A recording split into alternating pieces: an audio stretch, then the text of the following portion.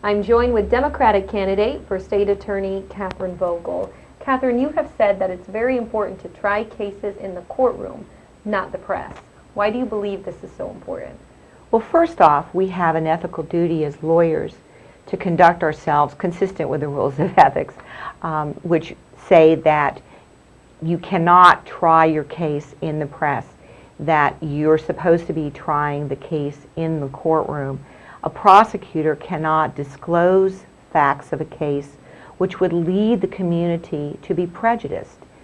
Understanding that the listeners or readers of the press are going to be the jury pool, when they're exposed to certain information, it makes it very difficult to get an unbiased jury. The Florida Prosecuting Association has adapted or adopted the rules from the National District Attorneys Association. That's a group of prosecutors throughout the country. And some of the things that they have said that you cannot disclose, and I brought them with me so that I could read them, so I could be very certain that everyone understands exactly what we're talking about. And it has to do with restraints on information. And the things that a prosecutor cannot talk about are the character, reputation, or prior criminal conduct of a suspect, accused person, or prospective witness, admissions, confessions, or the contents of a statement or alibi attributable to a suspect or accused person, the performance or results of a scientific test, or the refusal of the suspect or accused to take a test, statements concerning the credibility or anticipated testimony of prospective witnesses, and the possibility of a plea of guilty to the offense charged or to a lesser offense, or the contents of any plea agreement. Unfortunately, what we've seen lately is we've actually read the contents of confessions in our newspapers.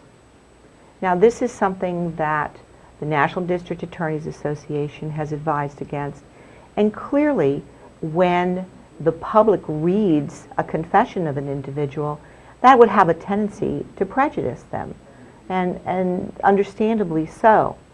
Now, the difference between what's going on in the current administration and the administration that I would have as your state attorney is, because I have extensive experience, because I'm a professional, I'm going to adhere to the ethical rules. I'm going to be sure that my staff will try cases in the courtroom and not in the press, that we will abide by our ethical requirements, our ethical standards, as opposed to trying cases in the press and prejudicing a jury. Perhaps you've seen cases where someone is accused of a crime and no charges have ever been filed. We've actually seen situations similar to that under our current administration where people have been, their reputations have been ruined,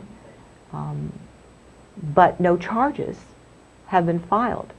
So that person is never given the opportunity of clearing their name. I certainly would not want an investigation of me to be disclosed, if there was one, and then no charges ever to be filed, because there's a lingering taint. And this is really, clearly, this is something that is unfair and must stop. And again, this goes back to your stand on integrity, doesn't it, Catherine? Yes, it does. It certainly does. Thank you.